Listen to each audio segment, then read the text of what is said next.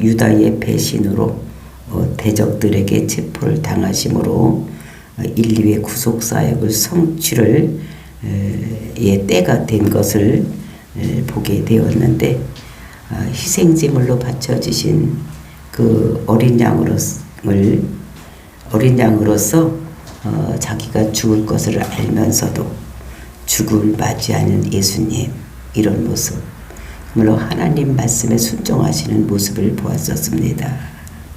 그러니까 예수님께서는 사로잡히고 또 십자가에 죽는 것을 알면서도 배신자 유다가 알고 있는 그 겟세마네 동산으로 자진해서 가고, 또 대적들에게 자신이 나사렛 예수라는 것을 분명히 밝히는 이런 모습을 보았었습니다. 우리 같으면 아니라고 그 자리를 피하고 이렇게 했을 때 당당히 나와서 내가 나사렛 예수라, 내가 그니까 너희들을 할 일을 해라. 그런데 이 나만 체포하지 이 종들은, 여기 있는 자들은 자기가 갈 길로 가게 해라, 이렇게 말씀하시는 이런 것들. 그랬을 때 이제 베드로가 그거를 저지하기 위해서 말고의 귀를 떨어뜨렸을 때에 아버지께서 주신 자를 마셔야 되는데 그렇게 하면 되느냐고 이렇게 꾸짖는 이런 모습도 우리가 보았었습니다. 정말로 이 베드로는 자기가 봤을 때는 지금 예수님의 체포를 당해야 될 때가 그것이 아니고, 그 사람들이 잘못하는 것을 똑똑히 보았기 때문에 이렇게 하는 이런 모습, 그러니까 아버지 때를 알지 못하고 하는 모습을 볼 수가 있었습니다. 그러니까 예수님께서는 아버지의 그 뜻에 순종하며 살아가는 모습, 반대로 베드로는 그것을 알지 못하고 자기의 생각대로 모든 것을 함으로 인해서 아버지의 뜻을 반역할 수 있는 이런 것이 되는 것을 볼 수가 있는 것입니다. 정말로 그런데 또 이것이 정말로 예수님을 보면은 그분은 죄가 없으신 분이십니다. 그 베드로가 봤을 때 3년 반이나 따라다니면서 봤는데 그분은 좋은 일만 하셨습니다. 병든 자를 고쳐주고 귀신 들린 자를 귀신을 쫓아내주고 이렇게 하는, 죽은 자도 살리고 이런 메시아 사역을 했는데도 불구하고 그들은 그를 알지 못하고 죽이려고 하니까 이것이 잘못된 것이라고 이게 반항하고 그들에게 대항하고 대드는 이런 모습을 볼 수가 있는 것입니다.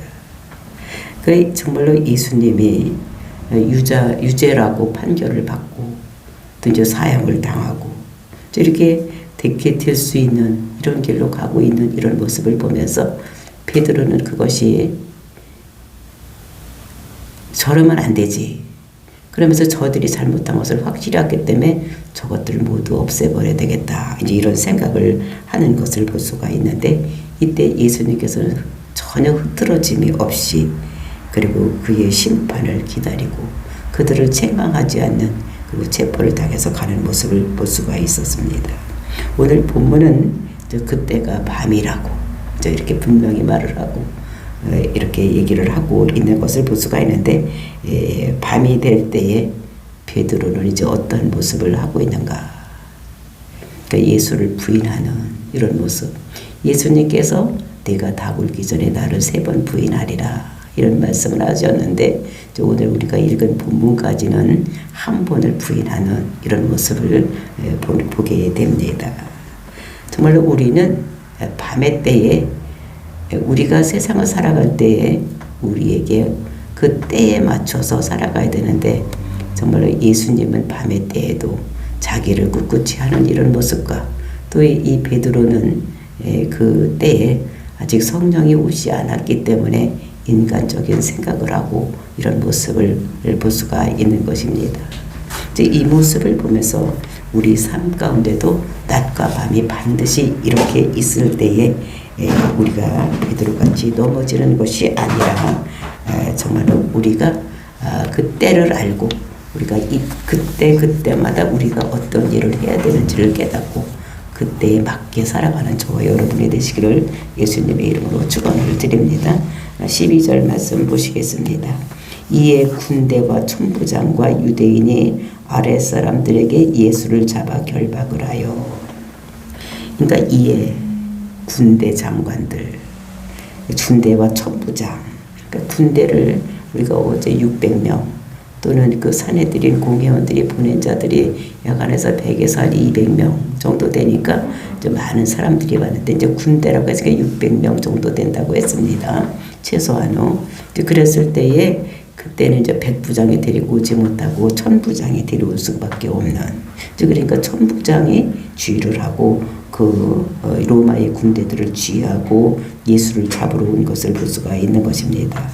그리고 이제 유대인과 아랫사람들이 예수를 잡아 결박을 했다.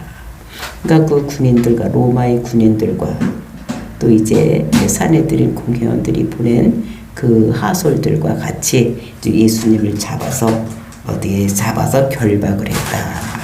그 결박을 했다는 것은 그 유대인들은 시체를 할 때 붕대로 사람을 감고까지 전부 이렇게 꼼짝도 못하게 감는 이런 것입니다. 그러니까 팔 다리를 꽁꽁 묶었다는 것입니다. 그래서 예수님을 꽁꽁 묶어가지고 끌고 가는 이런 모습을 말씀하고 있습니다. 그러니까 꼼짝도 못하게, 그러니까 반항도 못하고 다른 데로 가지도 못하게 꽁꽁 묶어서 이렇게 예수님을 끌고 가는 이런 모습. 근데 죄를 지어야지 결박을 하고 또 다른 데로 이렇게 도망갈 위험이 있어야지만 이렇게 꽁꽁 묶고 뭐 수갑을 채우고 이렇게 되는데 그 정도가 아니라 아주 붕대로 꽁꽁 감아서 이렇게 했다는 이런 것들 말하고 있습니다. 근데 예수님께서 그동안에 뭐를 그렇게 잘못한 것이 우리가 봤을 때는 없습니다. 잘못한 것이 없습니다. 그러니까 3년 반 동안 예수님께서 공생애 하는 동안에 정말 병자를 고쳤어요. 귀머거리도 고치고 그다음에 소경도 고치고 쫄뚝발이도 고치고 중풍병자도 고치고 손 마른 자도 고치고 그 못 고치는 병이 전혀 없을 정도로 많은 사람들이 그 병을 고쳐주고 또 귀신 들린 자들은 귀신을 쫓아내주고 했는데 왜 결박을 해야지 되는지. 그러니까 제자들이 볼 때는 얼마나 그것이 분통이 터지겠습니까? 그렇죠? 열불이 날 거예요. 왜 우리 선생님을 저렇게 붙잡아 가느냐. 그가 단순히 선생님만이 아니라 우리의 메시아 하나님의 아들인데 우리가 기다리고 기다리던 그런 메시아인데 저를 왜 저렇게 붙잡아 갈고 가느냐 하지. 정말로 예수님께서 왜 예수님을 죽여야 되는데. 그러니까 예수님은 하나님의 아들이라고 이렇게 생각을 하는데 왜 이렇게 하고 가는가. 이렇게 하고 불이 났습니다. 그때 예수님은 뭐라고 말씀하셨습니까? 내 잔을 마실 때가 되었다. 응? 아버지가 주신 잔을 마시지 않겠느냐 말씀하시고 있는 것입니다. 정말로 이 사람들이 봤을 때는 메시아고 하나님의 아들인데 그리고 도덕적으로나 또는 법적으로나 아무 하자가 없는 그 죄인이 아닙니다. 꽁꽁 묶어서 끌고 갈 수 있는 이런 사람이 아닌데도 불구하고 그들이 꽁꽁 묶어서 가는데 어디로 가느냐. 13절 말씀입니다. 먼저 안나스에게로 끌고 가니 안나스는 그 해의 대제사장인 가야바의 장인이라. 그러니까 먼저 안나스에게로 갔습니다. 그 안나스라는 사람은 어떤 사람이냐. 그는 AD 6년서부터 15년까지 대제사장이었던 사람입니다. 그러니까 AD 6년, 그러니까 예수님이 태어나고 얼마 안 돼서부터 그 15년까지, 그러니까 이게 6년서부터 15년까지 대제사장 노릇을 했던 사람인데, 그러니까 그 유대 나라의 대제사장은 종신직입니다. 그러니까 종신직인데, 그건 뭐냐면 죽어야지만 그 다음에 아들이 제사장을 하는 이런 것입니다. 근데 아직도 안나스는 살아있는데 그 해의 대제사장이 가야바라고 이렇게 얘기를 하고 있는 것을 볼 수가 있는데 그 왜 이렇게 유대인은 종신직인데도 왜 이렇게 다른 사람에게 그 대제사장직이 물러가느냐. 이것은 그 당시는 로마가 이 유대 나라를 다스리고 있었습니다.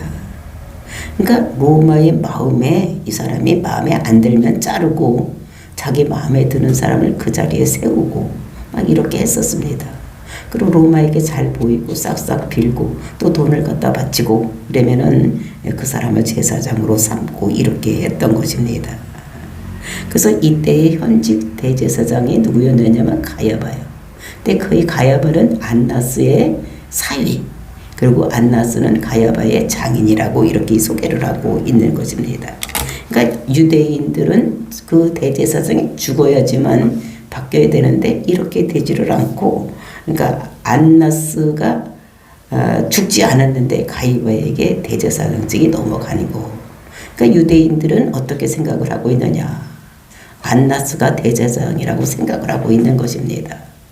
왜? 그 사람들은 종신직이기 때문에. 가야바, 로마 사람들이 아무리 가야바를 대제사장이라고 세워놨다고 할지라도 그 사람들의 생각은 안나스가 대제사장이다. 그러니까 만약에 그때 가야바가 그들을 심판하고 죽이고 하면 이 유대인들은 어떻게 되냐면 들고 일어나는 것입니다. 데모를 하는 거예요.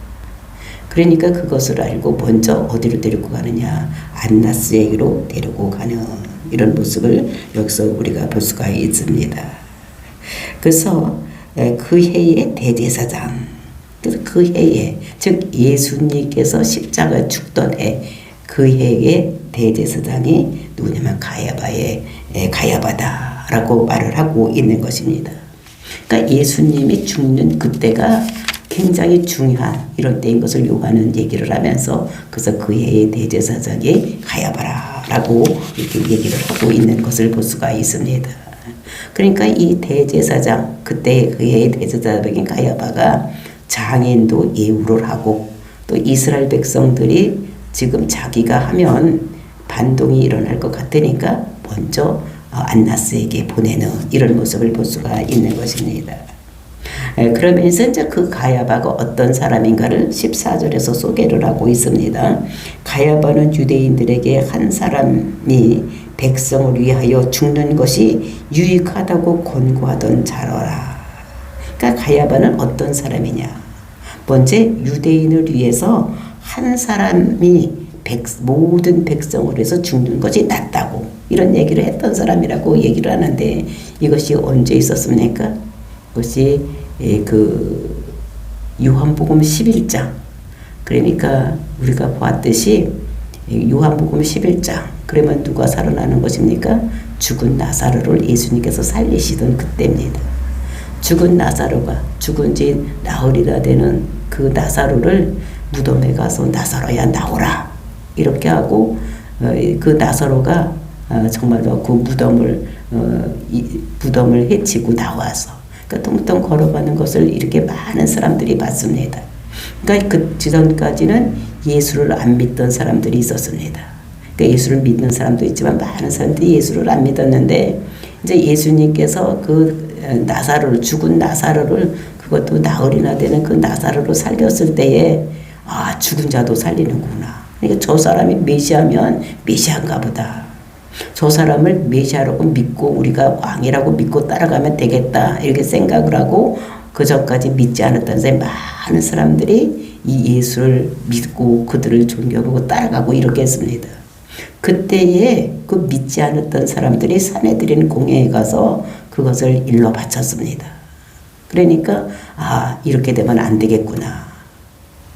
이 사람을 그냥 왕이라고 하면 자기들이 인기가 없어지는 것도 물론이지만, 로마가 이것을 알면 그것을 왕이라고 세우면 그 로마에게 반역하는 것이 되니까 로마가 가만히 두지 않을 것이다 이렇게 생각을 하고, 그때 제사장이었던 가야바가 뭐라고 그럽니까?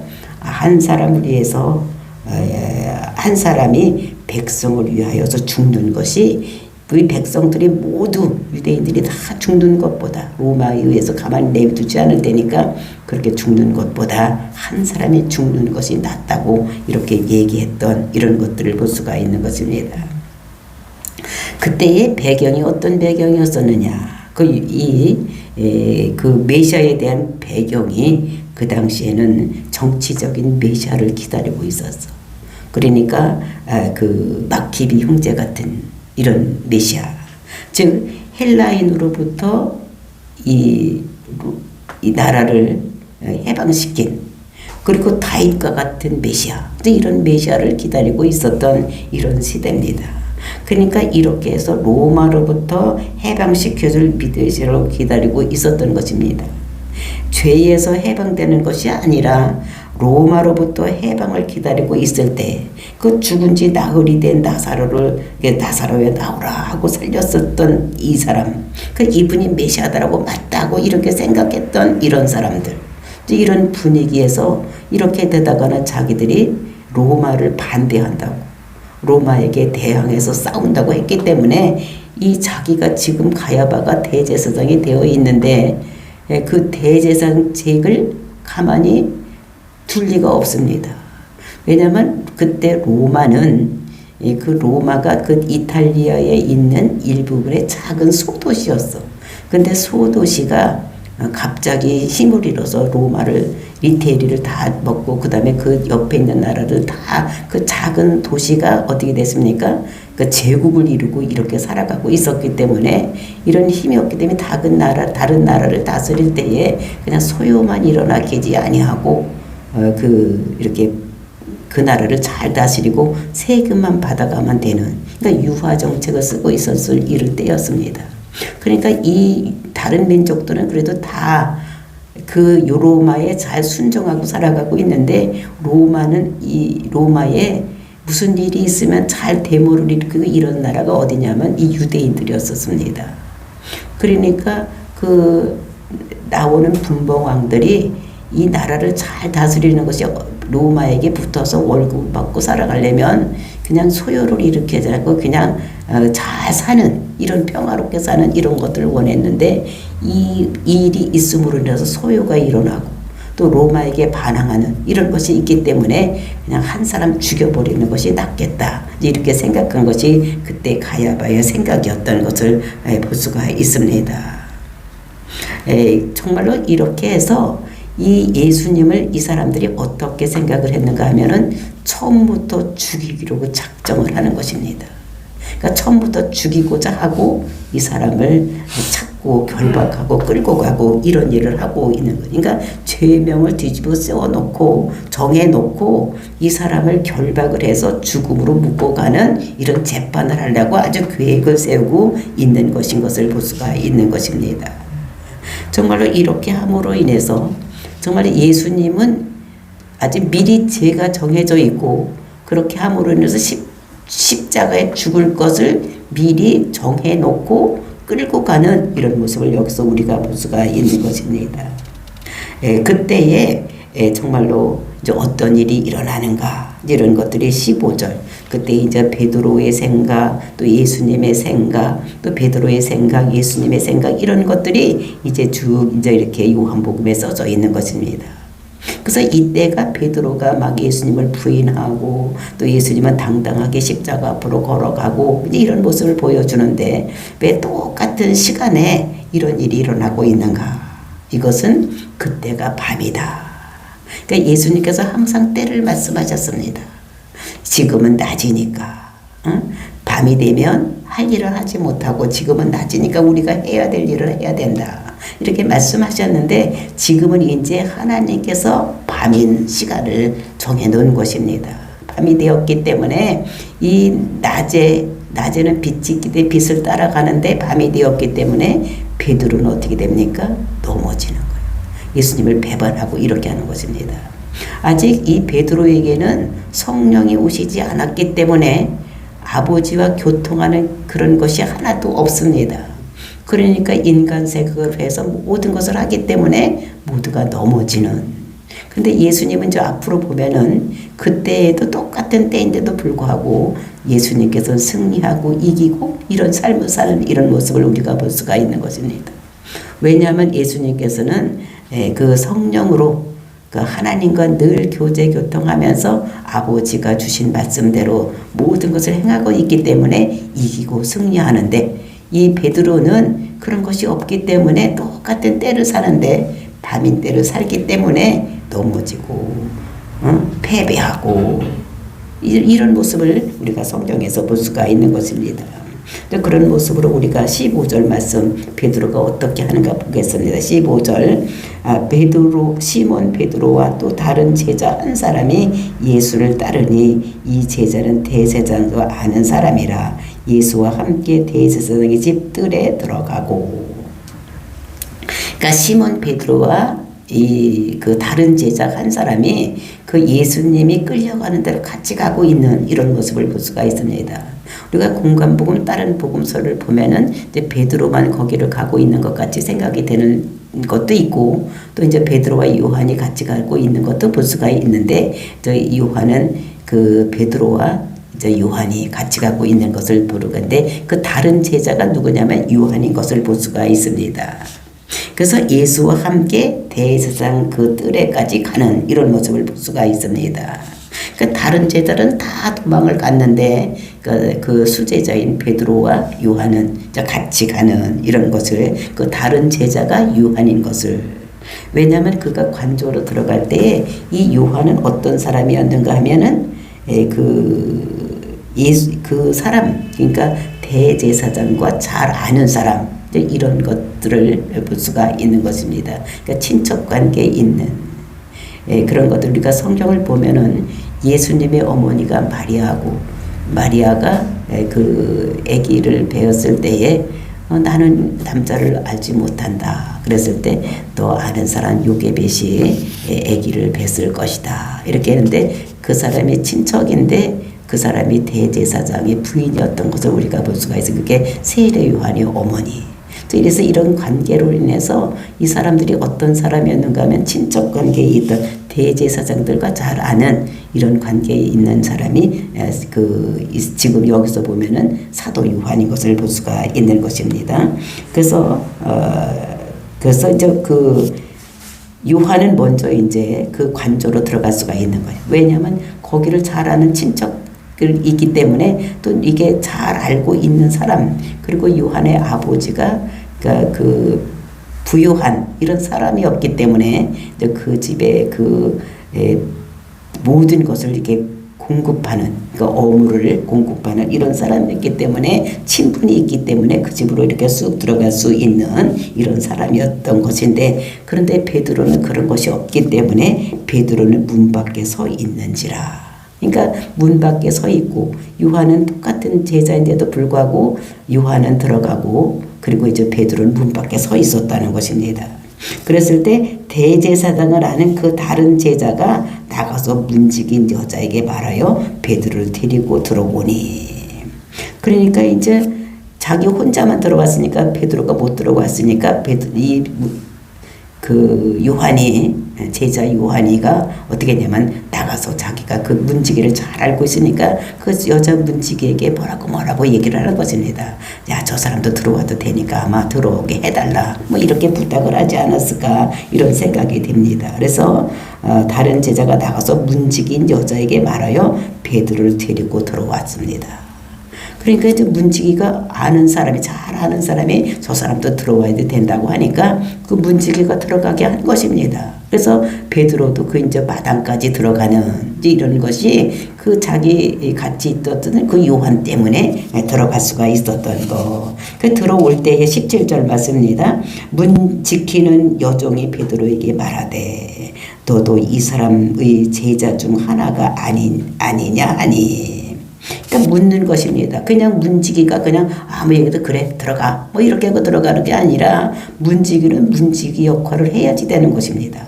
그러니까 만약에 반동 불이키는 사람이 들어갔다가는 나중에 그것이 자기에게로 화가 올 것 같으니까 자기가 해야 될 일은 하는 것입니다. 그러니까 문지기가 뭐라고 이 베드로에게 얘기를 하느냐.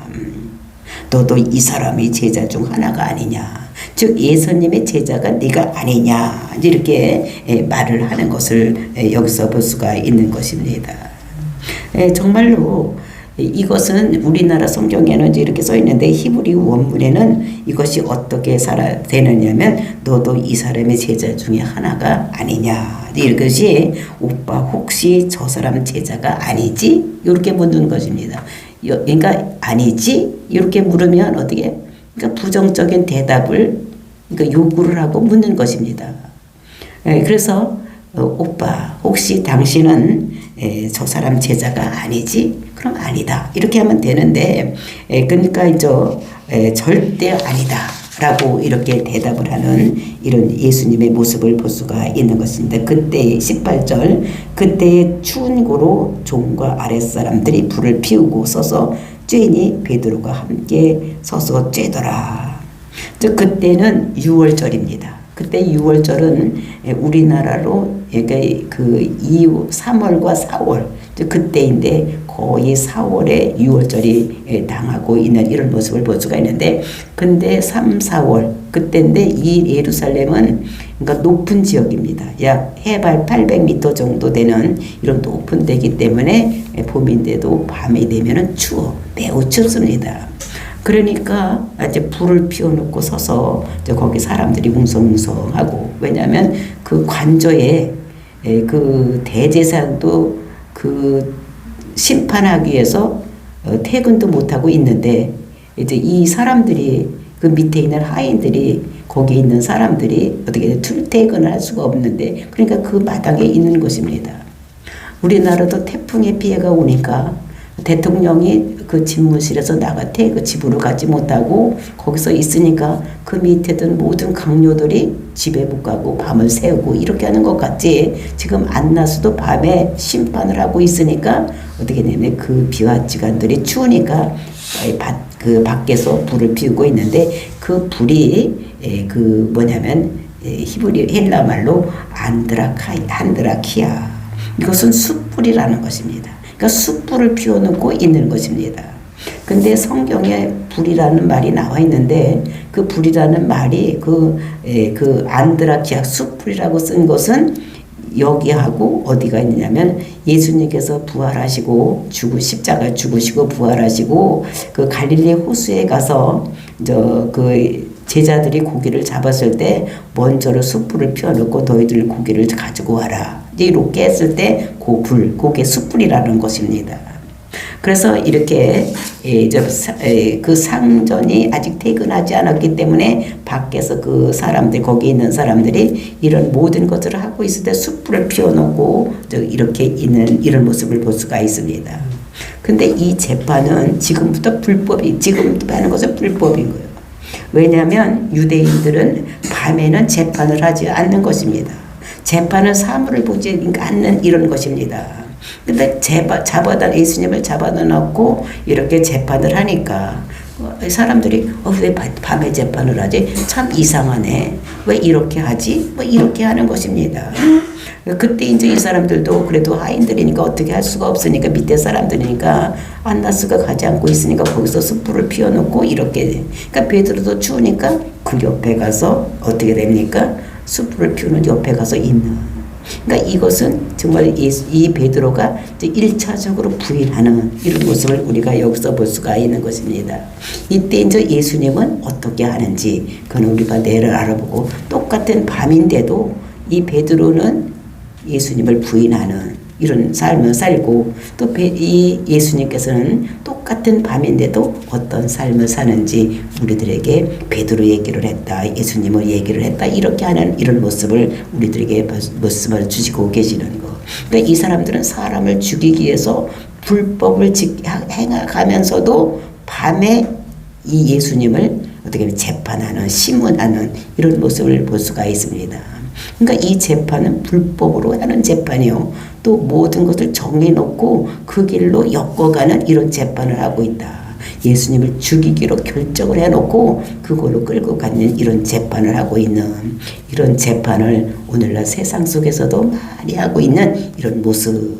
그래서 예수님은 이런 모습을 고발하고 있는 이런 모습을 우리가 알고 정말 우리는 이렇게 이 세상은 모두 불법이 자행하고 있는 그리고 이제 뭔가 정해놓고 그 길로 끌고 가는 재판이 많이 이루어지고 있다는 것을 우리가 생각하고 정말 우리는 하나님의 나라에 거기에 사는 사람으로서 세상을 따라가지 아니하고 세상 풍조를 따라가는 것이 아니라 하나님 말씀대로 살아가는 저와 여러분이 되시기를 예수님의 이름으로 축원을 드립니다. 다 같이